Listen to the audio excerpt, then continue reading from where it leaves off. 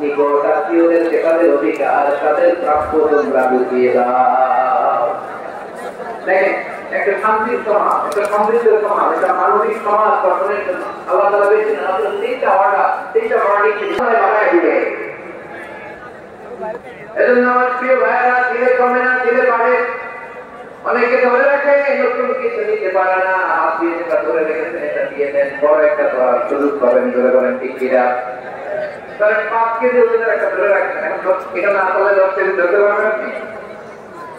আচ্ছা, 10 কেজি জিনিস একটা আছে, ওইটা যদি ছেড়ে দেন 4 না 15 কেজি ধরতে পারবেন। কথা বলেন ঠিক কিনা? তাহলে দিলে বাড়িয়ে দেখে বললেন 3 নম্বর আদেশ হলো তোমাদের প্রতি সমাজটাকে কেমন করে মানবিক সমাজ, সুন্দর সমাজ গড়বা। 3 নম্বর আদেশ হলো নিকটাত্মীয়দেরকে তাদের প্রাপ্য বুঝিয়ে দাও। এই নিকটাত্মীয়দেরকে তাদের অধিকার বুঝিয়ে দাও, প্রাপ্য বুঝিয়ে দেওয়া আমাদের গাফলতি আছে না নাই? চট্টগ্রামে নাই মাশাআল্লাহ।